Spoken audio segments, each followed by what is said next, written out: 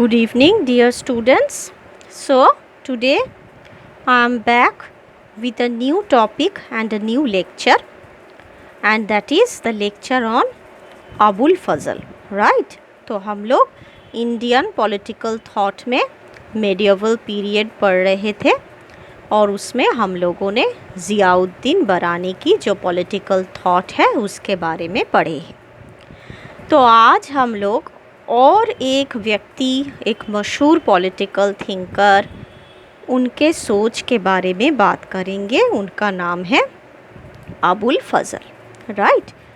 तो ज़ियाउद्दीन बरानी किस वक्त के पॉलिटिकल थिंकर और फिलोसोफर थे जब नए नए मुस्लिम रूल इंडिया में शुरू हुआ है, और ज़ियाउद्दीन बरानी की सोच किस विषय पर आधारित था कि एक मुसलमान शासक को कैसे आइडियल रूलर बनना है, या फिर आप यूँ कह सकते हैं कि ज़ियाउद्दीन बरानी की सोच थी कैसे एक मुस्लिम रूलर एक आइडियल किंग बन सकते हैं, उनमें कौन कौन से गुणों का समाहार ज़रूरी है और आइडियल किंग होने के नाते उनका फ़र्ज़ क्या क्या है।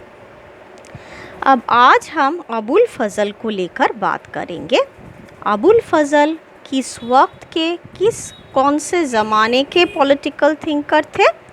वो अकबर यानी कि जो मुग़ल डायनेस्टी की थर्ड एम्परर थे। आप सब जानते हैं, पहले बाबर, उसके बाद हुमायूं, उसके बाद अकबर। तो जब मुग़ल डायनेस्टी का शासन इंडिया में शुरू हुआ और अकबर शासन करने के लिए आया, तो अकबर की सभा में, उनकी राजसभा में बहुत सारे इंटेलेक्चुअल लोगों का समाहार हुआ करता था, जिसको कहा जाता था नवरत्न। नवरत्न मतलब नव मीन्स 9 और रत्न मीन्स ज्वेल्स, ओके। तो अकबर के सभा में ऐसे 9 किस्म के इंटेलेक्चुअल लोग थे, जिनमें कवि शामिल थे, गायक संगीतकार थे, बीरबल जैसे हंसाने वाला एक मज़ाकी सोच के इंसान थे, और इन सब में अबुल फजल भी एक थे। तो वो एक हिस्टोरियन थे, एक पॉलिटिकल थिंकर थे, जिन्होंने अकबर की ज़माने की शासन व्यवस्था को पूरी तरह से बहुत गौर से देखा, उस पर अमल किया और अपना सोच यानी कि पॉलिटिकल थॉट बनाया। तो हम क्या करेंगे, ज़ियाउद्दीन बरानी के बारे में आप लोग जान चुके हैं। ज़ियाउद्दीन बरानी की जो पॉलिटिकल थॉट था, जिसके साथ अब तक आप लोग वाकिफ़ हो चुके हैं, उसके साथ अबुल फजल के पॉलिटिकल थॉट को हम लोग कंपेयर करेंगे ताकि आपको समझने में आसानी हो। चलिए, तो एक तकाबिली मुताला यानी कि कंपैरेटिव स्टडी की शुरुआत करते हैं। एक तरफ ज़ियाउद्दीन बरानी, जिसके बारे में आप लोग अब तक कुछ जान चुके हैं, और एक तरफ दूसरी तरफ है अबुल फजल। तो देखिए, एक नोट मैंने आप लोगों को मेल की है। उस नोट को अगर खोलिएगा तो उस नोट में देखिए, हम पहले इंट्रोडक्शन से शुरू कर रहे हैं। मतलब ज़ियाउद्दीन बरानी कौन थे, किस वक्त के पॉलिटिकल थिंकर थे, उसका एक इंट्रोडक्शन, और फिर अबुल फजल कौन थे, किस ज़माने में, कौन से वक्त में उन्होंने अपना पॉलिटिकल थॉट को बयां किया था। तो चलिए पहले देखते हैं इंट्रोडक्शन, जो कि आपके नोट में पॉइंट नंबर 3 है। तो ज़ियाउद्दीन बरानी किस वक्त के पॉलिटिकल थिंकर थे? प्री मुग़ल एरा, यानी कि जिस वक्त मुग़ल रूल शुरू नहीं हुआ था। प्री मुग़ल मतलब मुग़ल शासन शुरू होने से पहले की पॉलिटिकल थिंकर। खिलजी डायनेस्टी मतलब जिस वक्त ज़ियाउद्दीन बरानी जिंदा थे और अपना सोच लिख रहे थे, वो था खिलजी राज परिवार के शासन का वक्त। He got education in Arabic and Persian. तो ज़ियाउद्दीन बरानी की जो पढ़ाई, उनकी जो एजुकेशन, वो पूरी तरह से अरबी और फ़ारसी लैंग्वेज पर ही आधारित था। Well educated in Islamic theology and history. उन्हें इस्लाम की थियोलॉजी में और हिस्ट्री में काफ़ी ज्ञान था, इस पर ही उनका स्पेशलाइजेशन था। आप लोग थियोलॉजी का मतलब समझते हैं ना? Theology means the study of religion. तो इस्लामिक रिलीजियन पर, खास करके कुरान और शरिया पर उनका काफ़ी दखल था। He was an expert in the field of Quran and शरीयती एक्सप्लेनेशंस, और उनका हिस्ट्री में भी काफ़ी जानकारी और सलाहियत था। दूसरी तरफ अगर आप अबुल फजल को देखिएगा तो उनके ज़माने, वो जिस ज़माने में आए थे और अपना सोच व्यक्त किया था, वो था मुग़ल एरा, यानी खिलजी डायनेस्टी का शासन बहुत साल पहले ही ख़त्म हो चुका है और मुग़ल डायनेस्टी का शासन इंडिया में शुरू हो चुका है। तो दिल्ली सल्तनत मतलब मुग़ल राज, और उस वक्त अबुल फजल ज़िंदा थे। और वो क्या थे? He was well educated and he was from a well educated family background. उनका जो फैमिली, जिस परिवार से वो आए थे, वो काफ़ी सुशिक्षित परिवार थे, काफ़ी एजुकेटेड फैमिली से वो आए थे। And he was a popular historian, मतलब उनकी जो पहचान है वो पॉलिटिकल थिंकर के हिसाब से कम थे, और हिस्टोरियन यानी हिस्ट्री लिखने वाले एक शख्स की हैसियत से उनको जाना जाता है।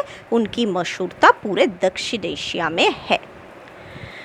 अब आइए कॉन्टेक्स्ट, यानी कौन सी बैकग्राउंड में ज़ियाउद्दीन बरानी अपना पॉलिटिकल थॉट लिख रहे थे और कौन से बैकग्राउंड में अबुल फजल अपना पॉलिटिकल थॉट लिख रहे थे। तो देखिए, ज़ियाउद्दीन बरानी की कॉन्टेक्स्ट कुछ ऐसी थी।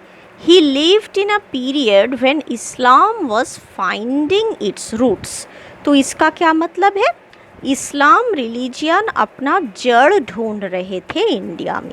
तो गियासुद्दीन बलवान और उनसे पहले जब गजनी के महमूद हमारे भारत में आक्रमण किए थे और फिर मुस्लिम शासन, मुस्लिम राज शुरू किए थे, तो उस वक्त इस्लाम की कोई जड़ इंडिया में, हिंदुस्तान में नहीं था, क्योंकि हिंदुस्तान में इस्लाम उस वक्त था ही नहीं। वहाँ हिंदू और दूसरे कुछ यहाँ के लोकल रिलीजियन के लोग रहते थे। तो जिस दिन गजनी के महमूद हमारे देश में शासन करने आया, उस दिन से ही हमारे देश में इस्लामिक शासन शुरू हुआ। और बरानी एक ऐसे वक्त में थे जब इस्लाम को एक मान्यता, एक लेजिटिमेसी की ज़रूरत थी। तो यहाँ के लोग, हिंदुस्तान के लोग, खास करके हिंदुओं को मुसलमान शासक के अधीन में रहना बिल्कुल भी पसंद नहीं था। उनका प्रैक्टिस ही नहीं था कि वो मुसलमान शासक के अधीन में रहे। तो इसलिए जब मुसलमान शासकों ने यहाँ पर आकर अपना राज कायम किया, तब इन मुसलमान शासकों को अपना लेजिटिमेसी यानी एक जायज़ राजा बनने के लिए कुछ थ्योरी की ज़रूरत पड़ी थी। और ज़ियाउद्दीन बरानी का काम था हिंदुस्तान में, जहाँ पर पहले कभी भी मुसलमान शासक नहीं थे, वहाँ पर मुसलमान शासन को और इस्लामिक रिलीजियन को सही सिरे से स्थापना करना। तो ज़ियाउद्दीन बरानी की बैकग्राउंड थी, जब मुस्लिम शासन नए नए शुरू हो रहा है, लोगों को आदत नहीं था मुसलमान शासक को राजा मानने में, और ज़ियाउद्दीन बरानी इस्लाम रिलीजियन और मुस्लिम शासक की लेजिटिमेसी यानी कि मान्यता प्रतिष्ठा करने में बहुत कोशिश कर रहे थे। ओके, तो ज़ियाउद्दीन बरानी जिस वक्त रह रहे थे हिंदुस्तान में, उस वक्त population was still hostile to it. तो पॉपुलेशन मतलब हिंदुस्तान की पॉपुलेशन, और हॉस्टाइल का मतलब एक दुश्मनी रवैया, मतलब हिंदुस्तान के हिंदू लोग मुस्लिम शासक को तभी भी मान नहीं पा रहे थे। उनके प्रति हिंदू लोग एक हॉस्टिलिटी का मनोभाव पोषण किया करता था, यानी हिंदुओं को लग रहा था कि ये मुसलमान शासक लोग हमारे देश को आक्रमण करके अपना कब्जा करने आए हैं। तो उनका जो एटीट्यूड था मुसलमान शासक के प्रति वो बिल्कुल भी अच्छा फ्रेंडली एटीट्यूड नहीं था, एक एनमिटी या हॉस्टिलिटी वाला एटीट्यूड था। तो ज़ियाउद्दीन बरानी को हिंदुस्तान की लोगों की यही एटीट्यूड को बदलना था। उसके बाद देखिए, there was a clear antipathy to all local religions. तो ज़ियाउद्दीन बरानी के जो सोच थे उसमें आप लोगों ने देख लिया है कि इस्लाम को छोड़कर और बाकी सभी धर्मों के प्रति, खास करके हिंदू और ब्राह्मण लोगों के प्रति ज़ियाउद्दीन बरानी के दिल में काफ़ी नफ़रत था। यानी वो एक इस्लाम सेंट्रिक थिंकर थे जिनके सोच में सिर्फ और सिर्फ इस्लाम ही एक जायज़ और अच्छा रिलीजियन था और बाकी सब बेकार रिलीजियन और दूसरे रिलीजियन के लोग सभी काफिर हैं। तो ऐसा ज़ियाउद्दीन बरानी की सोच था। Religious enthusiasm was combined with messianic zeal. तो इसका क्या मतलब है? रिलीजियस एंथुसियाज्म का मतलब है एक एक्साइटमेंट, जब आप बहुत ज़्यादा एक्साइटेड हो जाता है। तो ज़ियाउद्दीन बरानी की सोच में आप लोगों ने देखा है कि इस्लाम और शरीयत के लिए उनके दिल में एक ज़्यादा एक्साइटमेंट था और इस एक्साइटमेंट ने उनको, जैसे उनकी थियोरी में इस्लाम को और इस्लामिक शासक को एक मसीहा बना दिया। जैसे मुसलमान शासक हिंदुस्तान में आए हैं यहाँ के लोगों को उद्धार करने के लिए एक मसीहा बनकर। तो ज़ियाउद्दीन बरानी की सोच में ये एंथुसियाज्म, ये एक्साइटमेंट हमको दिखाई देती है कि इस्लाम ही सबसे अच्छा रिलीजन है और इस्लामिक शासक मुस्लिम रूलर ही आइडियल रूलर है जो सभी प्रजाओं को ठीक तरह से नियंत्रण कर सकता है। ओके, उसके बाद अबुल फजल की कॉन्टेक्स्ट को देखिए। तो अबुल फजल जिस वक्त ज़िंदा थे वो पीरियड था, ऐसा पीरियड जिसमें Islam was in its glorious days, यानी कि इस्लाम अच्छी तरह से हिंदुस्तान में प्रतिष्ठित हो चुका है, लेकिन इस्लाम ने दूसरे रिलीजियंस को भी अच्छी तरह फ्लरिश करने के लिए जगह दिया था। आप लोग अगर हिस्ट्री पढ़े हैं तो देखे हैं कि अकबर के ज़माने में इस्लाम दूसरे रिलीजियंस के साथ बहुत चैन से, अमन से और फ्रेंडली एक रवैया बनाकर रहता था। अकबर के ज़माने में कभी भी हिंदू मुसलमान में कोई लड़ाई नहीं होता था।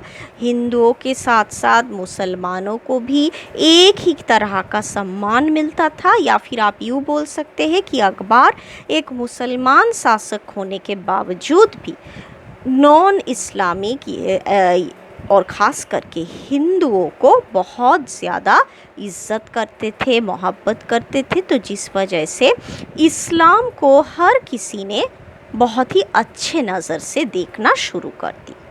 तो ज़ियाउद्दीन बरानी के ज़माने में मुसलमान शासकों का एक हमेशा ऐसा एटीट्यूड रहता था कि हिंदुओं को किसी भी तरह से डोमिनेट करना है, एलिमिनेट करना है और हमारा राज को कायम करना है। लेकिन अकबर के ज़माने में ऐसा कुछ नहीं था। उस वक्त इस्लाम और हिंदुइज़्म साथ साथ पल रहे थे, बढ़ रहे थे, जिसकी वजह से इस्लाम को सभी हिंदुओं ने और दूसरे रिलीजियंस के लोगों ने भी अच्छी तरह से अपना लिया और इज्जत दिया।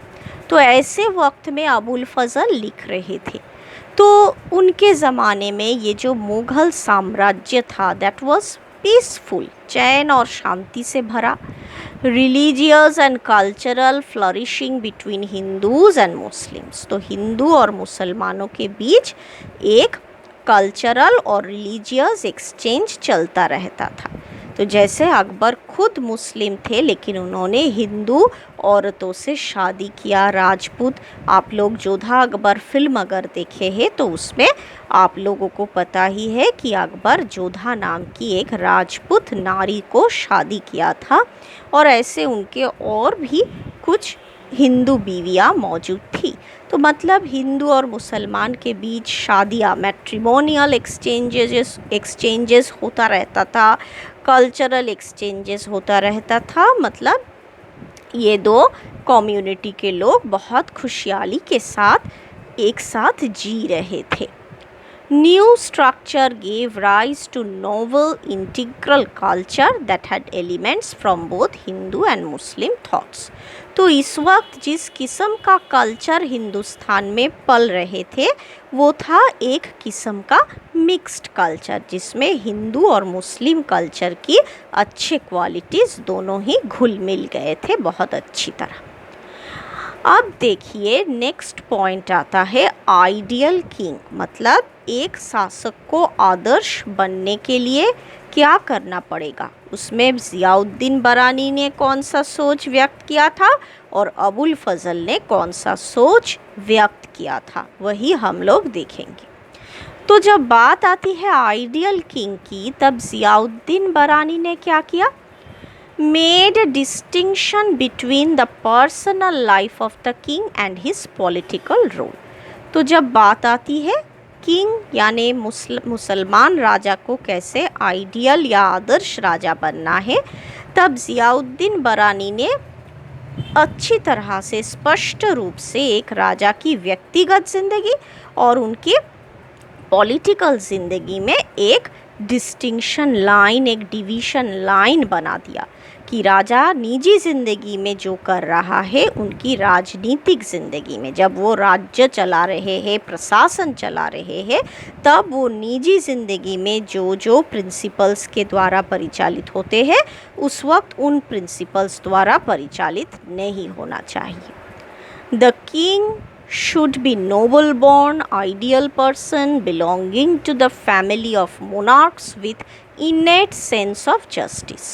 तो ज़ियाउद्दीन बरानी हमेशा चाहते थे कि जो भी शासक बनेगा, सुल्तान बनेगा, वो एक नोबल बॉर्न होगा, यानी कि जिनका एक काफ़ी मशहूर और जाने माने इज़्ज़तदार रईस घराने में, रईस परिवार में जिसकी पैदाइश हुआ है, एक आइडियल पर्सन। तो आप लोग जान चुके हैं ज़ियाउद्दीन बरानी के नज़र में आइडियल पर्सन कौन है, वही शख्स जो हमेशा कुरान और शरीयत के अनुसार अपना राष्ट्र, अपना एडमिनिस्ट्रेशन को परिचालन करता है, belonging to the family of monarchs.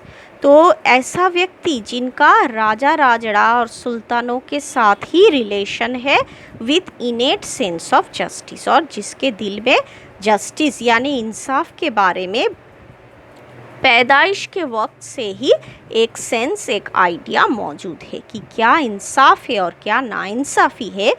ये जो डिस्टिंक्शन, डिवीज़न, इसके बारे में इस आदमी को पता होना चाहिए एकदम पैदाइश के वक्त से ही। तो ऐसा राजा को ही ज़ियाउद्दीन बरानी आदर्श राजा मानते थे। अब देखते हैं अबुल फजल के लिए आदर्श राजा कौन है। For Abul Fazal the king should work for the welfare of the people, should have tolerance, strong sense of justice, provide stability and ensure economic prosperity। तो अबुल फजल के लिए एक राजा की पैदाइश कौन से परिवार में हुआ है, रईस या गरीब परिवार, इज़्ज़तदार परिवार या फिर ज़्यादा इज़्ज़तदार परिवार नहीं, ये सब कुछ इम्पॉर्टेंट नहीं। इम्पॉर्टेंट क्या है कि वो व्यक्ति क्या सही मायने में पीपल यानी आम जनता की वेलफेयर, उनके हित के लिए, उनकी अच्छाई के लिए, उनके भले के लिए काम कर रहा है। फिर दूसरी बात, उनके अंदर एक टॉलरेंस यानी सहनशीलता होनी चाहिए कि मेरे लिए मुसलमान प्रजा भी जितना इम्पॉर्टेंट है, हिंदू प्रजा भी उतना ही इम्पॉर्टेंट होना चाहिए। एक गरीब प्रजा जितना इम्पॉर्टेंट है, एक रईस प्रजा भी उतना ही इम्पॉर्टेंट है। मतलब टॉलरेंस होना चाहिए उनके दिल में। फिर क्या होना चाहिए, स्ट्रॉन्ग सेंस ऑफ जस्टिस जो ज़ियाउद्दीन बरानी भी चाहते थे और अबुल फजल भी चाहते थे कि राजा हमेशा लोगों के साथ, अपने प्रजाओं के साथ इंसाफ करेंगे। और क्या, प्रोवाइड स्टेबिलिटी यानी अपने राज्य और शासन व्यवस्था को स्थितिशीलता, एक स्टेबिलिटी प्रदान करेंगे। और इंश्योर इकोनॉमिक प्रॉस्पेरिटी, हर किसी को रोटी कपड़ा और मकान मिले, हर कोई एक अच्छा स्टैंडर्ड ऑफ लिविंग राज्य में मेंटेन कर सके, इसका देखभाल राजा को ही करना पड़ेगा। ये अबुल फजल की सोच था। अब आइए देखते हैं रिलीजियन के मामले में अबुल फजल और बरानी की सोच क्या था।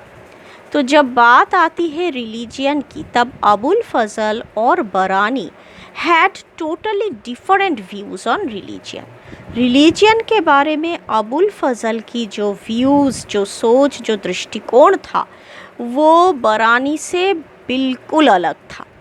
तो बरानी वॉज मोर कॉन्जर्वेटिव। कॉन्जर्वेटिव का क्या मतलब है? बहुत ही रक्षणशील, काफ़ी कट्टरपंथी, काफ़ी फंडामेंटलिस्ट। यानी कि ज़ियाउद्दीन बरानी रिलीजियन के मामले में सिर्फ़ और सिर्फ इस्लाम को ही मान्यता देना चाहता था।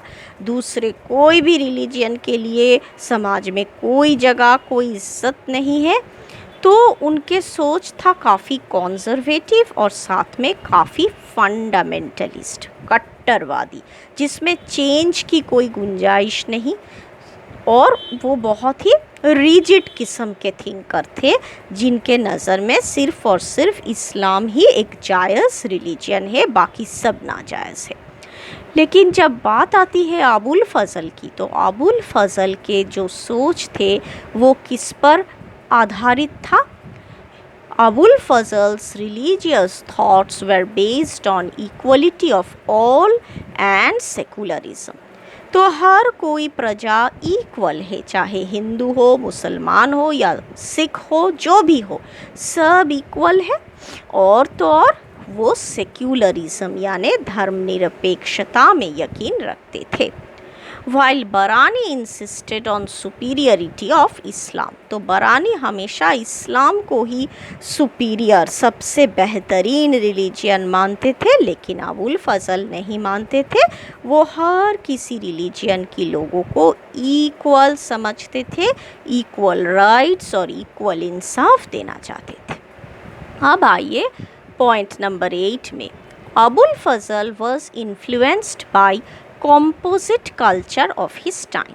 तो कॉम्पोजिट कल्चर किसे कहते हैं? एक ऐसा कल्चर जिसमें हर किसी कम्युनिटी के लोगों की आइडियाज़ और कल्चरल ट्रेट्स मौजूद है। यानी कि हिंदू, मुस्लिम और दूसरे सभी रिलीजियंस के जो अच्छे क्वालिटी वो मिलकर जो कल्चर बनता है, उसे कहते हैं कॉम्पोजिट कल्चर। तो अबुल फजल को ऐसा कॉम्पोजिट कल्चर में ही ज़्यादा भरोसा था कि इस्लामिक कल्चर में भी बहुत सारी क्वालिटीज़ है, ठीक उसी तरह हिंदू कल्चर में भी काफ़ी क्वालिटीज़ है। तो इन दोनों को मिलाकर जो कॉम्पोजिट कल्चर है, उसी में ही अबुल फजल को भरोसा था। फिर देखिए, अबुल फजल को लग रहा था the king should not depend on religion as society is poly religious. तो राजा को ज़्यादा से ज़्यादा इस्लाम या एक पर्टिकुलर रिलीजियन पर ज़्यादा भरोसा या डिपेंड नहीं करना चाहिए, क्योंकि उस वक्त हिंदुस्तान की जो सोसाइटी थी वो पॉली रिलीजियस सोसाइटी थी, जिसमें कई किस्म के धर्म और मज़हब मौजूद थे। Abul Fazl was influenced by composite culture of his time. He did not consider Islam superior. तो अबुल फजल को कभी ऐसा नहीं लगता था कि इस्लाम ही बेहतर है और बाकी सब उससे कम है, या फिर इस्लाम के मुकाबले बाकी सब रिलीजियन बहुत ही इनसिग्निफिकेंट है, जिसको मान्यता की ज़रूरत नहीं। ऐसा अबुल फजल कभी नहीं सोचते थे। Islamic community called Abul Fazl a kafir, a rebel, Hindu and Agni Pujak continues. Okay? तो जितने भी कट्टरवादी फंडामेंटलिस्ट इस्लामिक लोग थे उन्होंने अबुल फ़ज़ल को काफिर करार दे दिया, क्योंकि अबुल फ़ज़ल हिंदू मुस्लिम सबका एक समान अधिकार के बारे में बात करता था। ओके, रिबेल मतलब जो अपने रिलीजियन के खिलाफ इनकिलाब में शामिल होने की कोशिश कर रहा है। काफिर का मतलब आप जानते हैं, जिसका कोई रिलीजियन है ही नहीं, और उनको अग्नि पूजक भी कहा जाता था। मतलब कोई कोई उनको हिंदुओं का चमचा मानता था, और हिंदू लोग अग्नि यानी जो आग है उसको भी देवता मानकर पूजा करते हैं। और अबुल फ़ज़ल हिंदुओं की इन सभी प्रैक्टिसेस को इज्जत करता था, तो इसलिए अबुल फ़ज़ल को ये कहकर चिढ़ाया जाता था कि वो एक अग्नि के उपासक है।